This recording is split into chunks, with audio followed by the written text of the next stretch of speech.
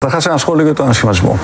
Νομίζω ότι πέρασε και δεν ακούμπησε. Ήταν ένας αδιάφορος ανασχηματισμός μιας απερχόμενης κυβέρνησης. Οι τελευταίοι ανασχηματισμοί κυβερνήσεων που φεύγουν, κατά κανόνα αντιμετωπίζονται από την ελληνική κοινωνία με αδιαφορία. Αυτό που είναι, νομίζω, πολύ ενοχλητικό, λειτουργικά και αισθητικά, είναι αυτή η εικόνα των τεράστιων υπουργικών σχημάτων, όπου ο καθένας παίρνει μια καρέκλα μόνο και μόνο για να κρατηθούν κάποιες κομματικές ισορροπίες. Πολλοί έχουν πει ότι δεν θα το κάνουν αυτό και το κάνουν. Εγώ ζητώ από τους Έλληνες πολίτες σε αυτό να με εμπιστευθούν. Πείτε μας λοιπόν για το δικό σας σχηματισμό, όχι ανασχηματισμό. Μικρότερο υπουργικό σχήμα. Δεν θα υπάρχουν αναπληρωτές υπουργοί. Δεν έχουν κανένα λόγο ύπαρξης. Σε κανένα υπουργείο. Σε κανένα υπουργείο. Δεν έχουν λόγο ύπαρξης. Ένα λειτουργικό και σφιχτό σχήμα με συγχωνεύσεις υπουργείων. Θέλω να κάνω τις όσο πιο δυνατόν αξιοκρατικές επιλογές.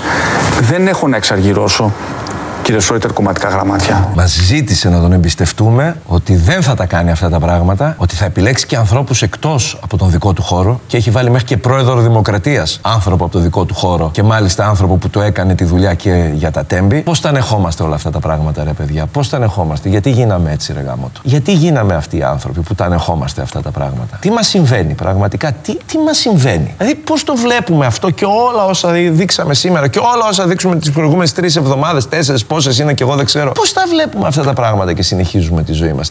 Τι έχουμε πάρει?